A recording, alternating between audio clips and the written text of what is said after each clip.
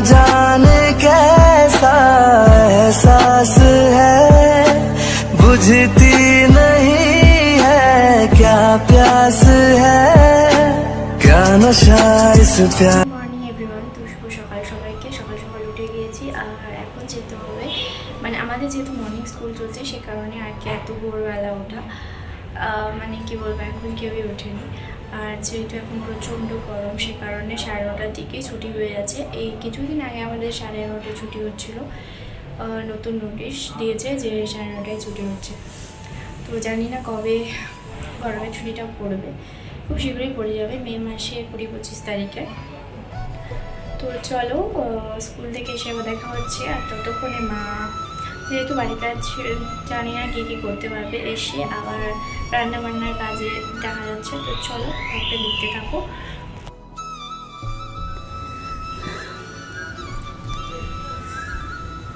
তো বন্ধুরা, তারপরে দেখো সব কিছু এলোমেলো করা আছে, বিছানা টিছানা।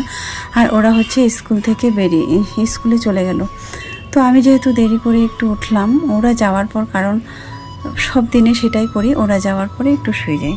তারপরে দেখো ওই বিছানাটা, এই বিছানাটা ঠিকই আছে, ওটা কিন্তু এলোমেলো করা আছে, এগুলো গুছাতে অনেক সময় লেগে যাবে। তো এখন হচ্ছে ঝাড়ু দেওয়া হয়ে গেল, আর মাঝামাঝি বেশি নাই, রাত্রেবেলা মেজে রেখে দেই, আর তারপরে কোনো কাজ থাকে না।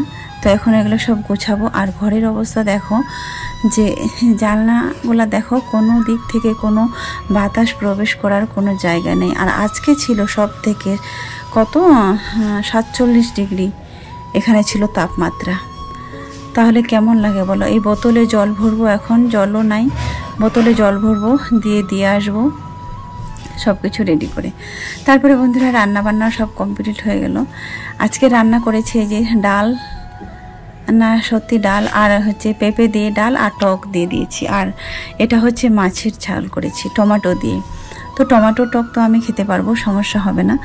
তারপরে ওরা এসে স্নান কিন্তু বন্ধুরা এখন করতে পারবে না। স্কুল থেকে এসে ওরা পাখার নিচে বসেছিল, তারপরে একটু পরে খেতে দিলাম। স্নান কেন করতে পারবে না তাহলে শোনো, যে আমি 2 বালতি জল ধরে রেখেছিলাম তো নিচে, তো সেটা একটু ঠান্ডা হয়েছিল যদিও স্নান করার মতো। বলছে 2 বালতি জলে তো আর স্নান করানো হবে না, কারণ এই গরমে। আর আমরা কোনো দিনও সকালে আর রাত্রে ছাড়া স্নান করতে পারি না। সকালে যদি স্নান হয় খুব ভোর তাহলে হলো, কিন্তু ভোর তো ওরা চলেই যায়, করবেটা কখন? আমি করি, ঘুম থেকে উঠে স্নানটা করিনি। আর তারপরে একবারে রাত্রেবেলা সন্ধ্যা 6টা কিংবা 7টার দিকে যদি জল ছাড়ে, আবারও নতুন করে আমাদের জন্য তো আর মানে ট্যাঙ্কি ফুল করবে না, ওরা যখন ছাড়বে তখন স্নানটা করে নিই। আর তা না হলে কিন্তু আমরা করতে পারি না স্নানটা। তো এবার সন্ধ্যার সময় খাওয়া দাওয়া সব কিছু কমপ্লিট করে তারপর করবে। এখন বাজে হচ্ছে 5টা, আর খাওয়া দাওয়া সব কিছু কিন্তু আমাদের সবার হয়ে গেছে। খাওয়া দাওয়া হয়েছে 3টার মধ্যে। ওরা স্কুল থেকে আসার পরে তো শুয়ে যায়, সবাই যেন একটু মুড়ি জল দিই তারপরে শুয়ে যায়। আর ওদের জন্য ঠান্ডা জল এনে রাখি, তারপর ওটা খেয়ে দিয়ে ওরা শুয়ে যায়। শুয়েছিল, সবাই দুজনকে ঘুম পাড়িয়ে দিয়েছিলাম। তার যেহেতু ওদের সকাল সকাল ঘুম হয়নি, ওদেরকে চলে যেতে হয় বেরিয়ে। তারপরে ঠিক 2:30 কিংবা 2টার দিকে তুলে আবার খাইয়ে দিই, আবার শুয়ে যায়। স্নান কিন্তু কারোই হয় না ততক্ষণে, কিন্তু জলের যে গরম যে টেম্পারেচারটা সেটা কিন্তু অনেকটাই বেড়ে যায়। ট্যাঙ্কিতে থাকা সত্ত্বেও 1 বালতি ধরে রাখি, সেটা একটু থাকে, অতটা জল ধরে রাখার তো আমার মানে নাই। অত মানে 3 জনের স্নান করা জল ধরে রাখা যায় না, কখনো যাবে না।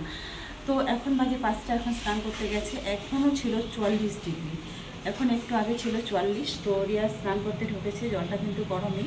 আর ও বের হলে আমি বার হবো, তো একটু উপরে বলতে যাব, জল যদি দেয় তো দিবে, বলবো যদি ঠান্ডা জল দেয় তাহলে হবে। 3 জনের মধ্যে একজনও কিন্তু আমরা স্নান করিনি, খাওয়া দাওয়া সবার হয়ে গেছে। তো চলো এখন রিয়া স্নান করে আসবে, তারপরে হচ্ছে আমি বের হবো। আর রাজ্জার কিন্তু পড়া আছে, ও বসে গেছে, ও বলছে মা টিউশনে হবে তারপরে স্নানটা করব। টিউশনে পড়িয়ে যাবে, সে 6:30 7টার দিকে ও স্নানটা করে নেবে, রোজ এরকমই করে। আর আমি হচ্ছে সকালে উঠে একবার করি, আর ঘুমানোর সময় একবার, 3 বার হয়েই যায়। মানে এখান থেকে ধুয়ে নিই আর কি, তো 3 বার হয়েই যায়, মানে থাকা যায় না। ঠিক কোনো দিন তো রাত 2টার সময় উঠে পা মুখ হাত ধুয়ে যায়, কিন্তু জল তো গরমেই থাকে। আর কী বলবো, এখানে কিন্তু রোদ প্রবেশ করেনি। এখানটায় যে সাইকেলটায় হাত দিচ্ছি না, মনে হয় এটা রোদই ছিল। এটা ওই যে এত গরম, যেখানেই হাত দিই না কেন সব কিছু কিন্তু গরমে একাকার হয়ে আছে, মনে হয় সব কিছু হিট দেওয়া আছে। তো চলো এখন স্নানটা করে নিই।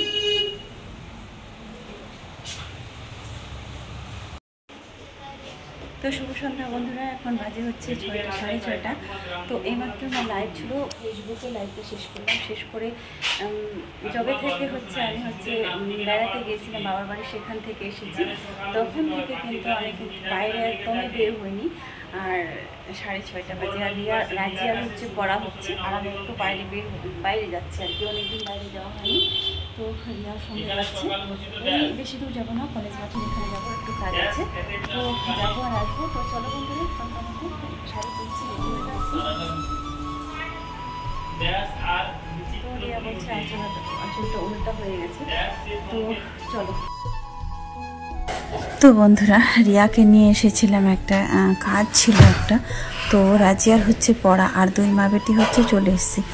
তো বন্ধুরা, এখানে একটা জিনিস এসে দেখলাম, শহরের মধ্যে যে একটা নতুন একটা কি যেন একটা মল খুলেছে, ওইখানে মনে হচ্ছিল কে যেন মানে হাওয়া দিচ্ছে, মানে কৃত্রিম হাওয়া। তো আমার মনে হচ্ছিল, কিন্তু শহরের মাঝখানে তো হাওয়া মানে কী করে আসলো, আমি আশ্চর্য হয়ে গেছি। বেশ কিছুক্ষণ দাঁড়ালাম, আমি এখনও অনুভব করতে পারছি না যে শহরের মাঝখানে শুধু ওই দোকানটার সামনে এত হাওয়া কোথা থেকে আসে।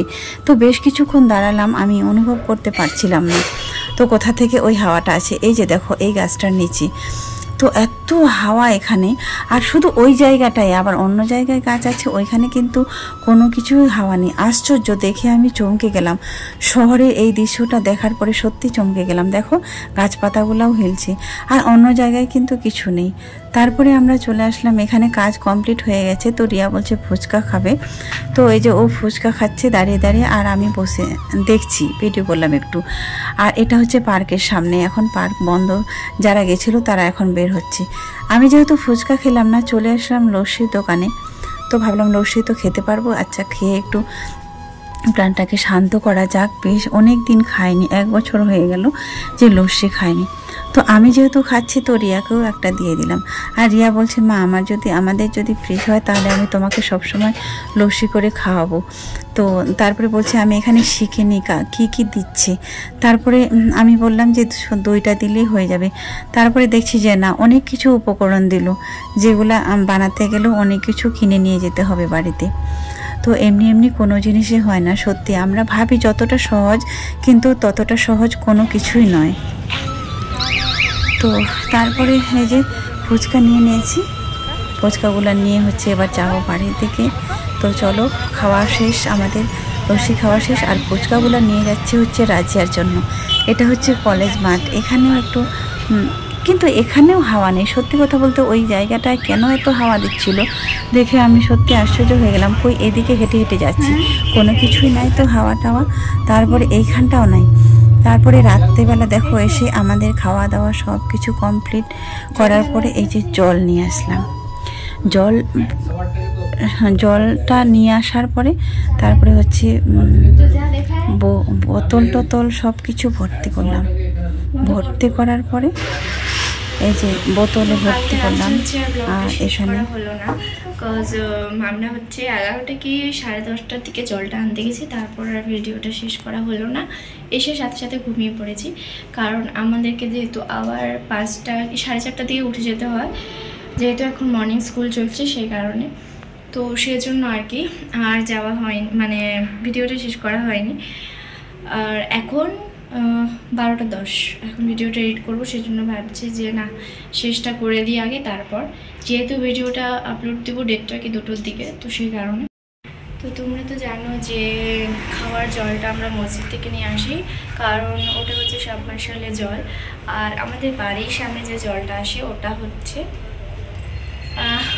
হচ্ছে যে নোংরা আসে, এই জন্য টাইম করলে জল যেহেতু সবসময় ভালো হয় না, ভালো আসে না জলটা, অ্যাকচুয়ালি ওটা খাওয়া যায় না, সেই কারণে আর কি। ওটা শুধু রান্নাবান্নার কাজে আর এমনি ধোয়াধুয়ির কাজে ঠিক আছে, তো সেই জন্য।